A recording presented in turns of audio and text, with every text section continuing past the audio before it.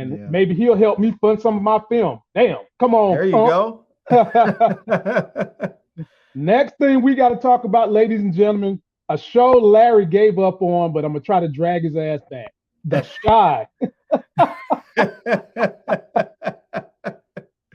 Is it back? season Season 6 is on the way. They dropped the teaser. I'm gonna have us watch the teaser with the homie Larry. So, ladies and gentlemen, sit back, relax, get your lunchtime cookies and snacks together. Let's take a look at The Shy Season 6. Chicago is all we got. It's a place to come find community, a place you can call home. But this city will forever be in the devil's hands. You only get one life, and you have to live it to the fullest. I want my city to be a better place. This is my community. I love y'all. To new beginnings and new friendships. Our past is always in our present. All got our secrets. Let the darkness come. Yeah. The sun will shine again. The Shy, only on Showtime, streaming with Paramount. Larry, I got to tell you, man, this season looks like they really done got back to kind of the essence and done better. Because let me tell you what I seen in that trailer. A character that in the beginning was kind of goofy and a little off-putting is now the protagonist. That's Emmett. He's the protagonist because he and Kiesha are officially together. I did see that. Officially together. And that was kind of something that all the audience wanted to see. All right. But the problem is he was trying to be a better man. And that was something that you complained about. You wanted a positive man on the show. Well, you've got two of them now. And Emmett was one of them. But here's the problem, Larry. And this is also my problem with American capitalism. In order to get to that next level, you always got to beg somebody who's got the money. And so at the end of last season, he kind of got caught up with Douda. Emmett did, trying to be a better man, trying to save a business. And now he's having to do the bidding of Douda. We've seen a casket moving somebody in this trailer. Larry, I'm here to give you the early prediction. Don't be surprised if Emmett has to take out either Douda or Douda's right-hand man. Floor is yours on anything you've seen in that trailer. Well, we see him with a gun in his hand pointing it at somebody shaking. So it wasn't like, I mean, when you're up there shaking like that, that's not because you think you're not going to pull the trigger. You know, you're shaking because you know that trigger pull is imminent. You're just scared about it, you know? Exactly. Yep. So, 100%. Yep. I mean, I don't know. I'll be honest with you, man. Okay. With this show, the best thing about this show is that it has given a lot of Black people opportunity. It's given Black actors and you know, and I'm assuming there's quite a few Black folks behind the scene. Oh, one of my lights went down. You know, yeah. I know I have to work that out in a minute. You know, but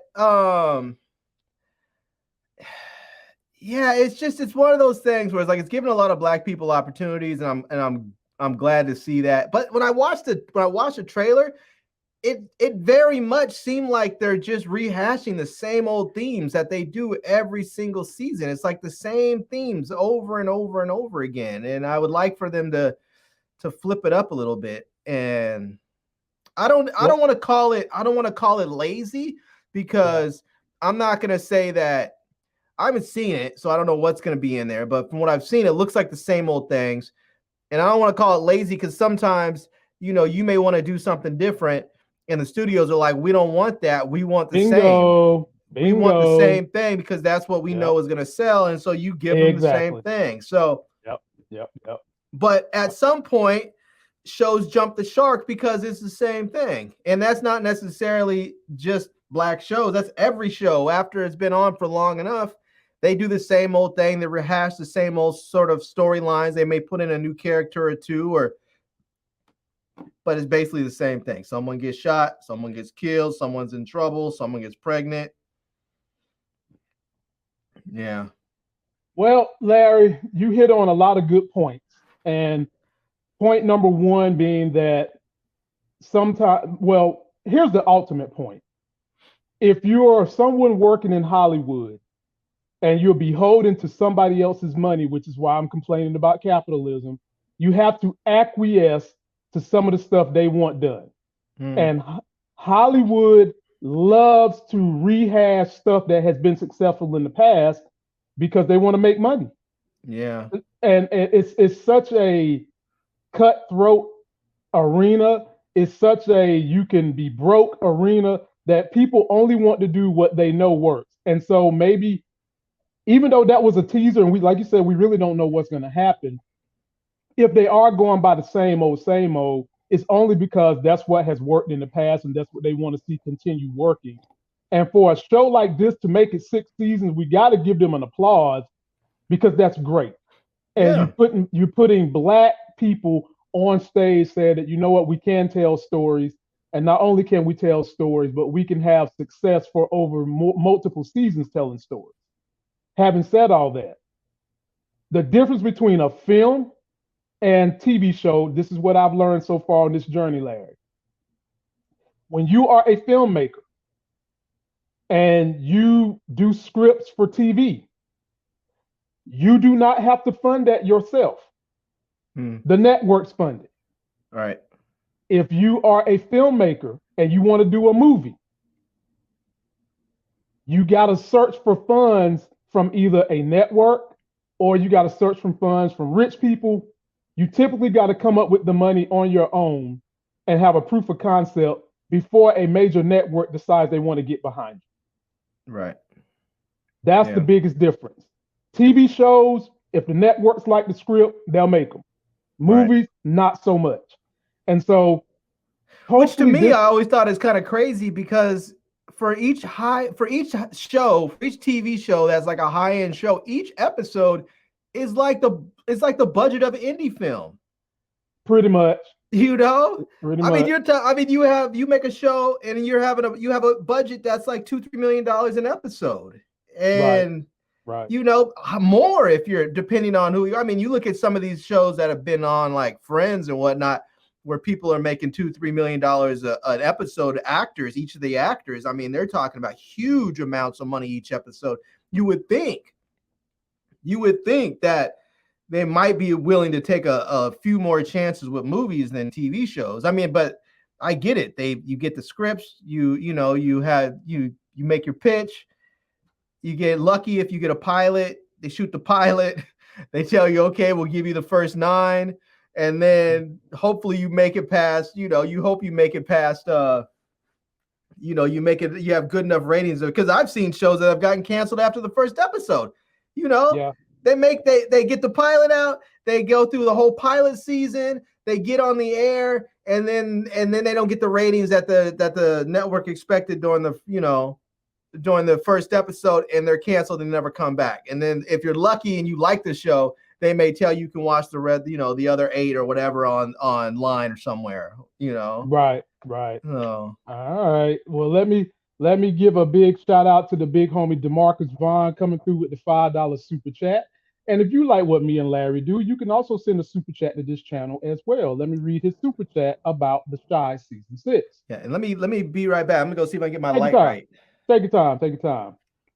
DeMarcus Vaughn says, I believe that Victor/Trig would take out Douda because he feels that Douda is destroying the community, and Rashad would take the rap for Vic. Hey, DeMarcus, you always welcome on this channel. You be coming through with the fire ass theory.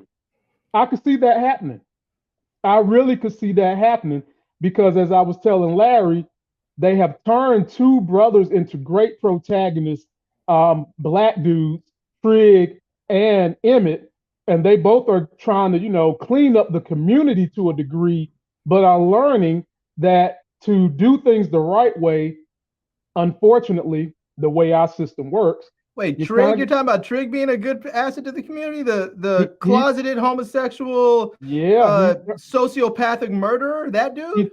he turned it around, man. He turned it around last season. So he's not. So what? He came out of the closet and stopped murdering people. He came out the closet. He stopped murdering people. They basically had taken his story from, he was keeping that as a secret.